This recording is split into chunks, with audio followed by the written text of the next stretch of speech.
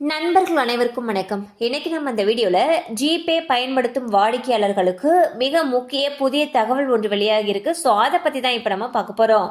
Google Pay, PhonePe உள்ளிட்ட அனைத்து UPI செயலிகளும் circle விதிகளை பின்பற்ற வேண்டும் என்று இந்திய தேசிய கொடுப்பனவு கழகம் தெரிவித்துள்ளது.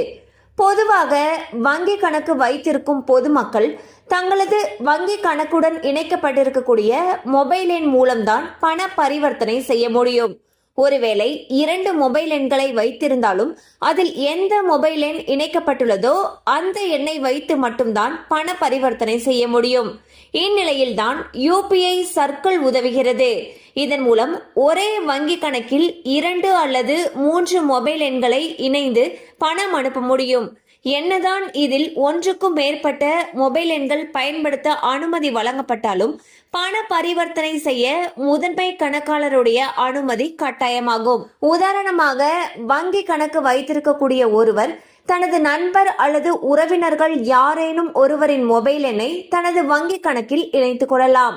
இவ்வாறு செய்வதன் மூலமாக அந்த நபர் கணக்கு வைத்திருக்கும் நபரின் வங்கி கணக்கில் இருந்து பண பரிவர்த்தனை செய்யலாம்.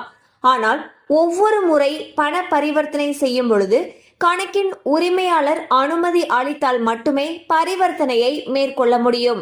தற்பொழுது இந்த நடைமுறையில்தான் திருத்தம் மேற்கொள்ளப்பட்டுள்ளது.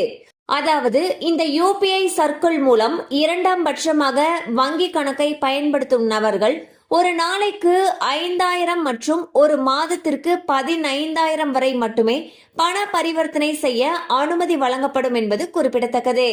ஸோ பாத்தீங்கன்னா, ஜிபே, போன்பே போன்ற யூபிஐ செயலி மூலமாக பண பரிவர்த்தனை மேற்கொள்றவங்களுக்கு முக்கியமான அப்டேட் சொல்லியிருக்காங்க. அதுல என்ன சொல்லியிருக்காங்கன்னா, யாரெல்லாம் யூபிஐ சர்க்கிள் மூலமாக 2ஆம் பட்சமாக வங்கி கணக்கை பயன்படுத்தக்கூடிய நபர்களாக இருக்காங்களோ அவங்க ஒரு நாளைக்கு அதிகபட்சமாக 5000 ரூபாய் மற்றும் ஒரு மாதத்திற்கு 15000 ரூபாய் வரை மட்டுமே பண பரிவர்த்தனை செய்ய அனுமதி வழங்கப்படும் சொல்லியிருக்காங்க.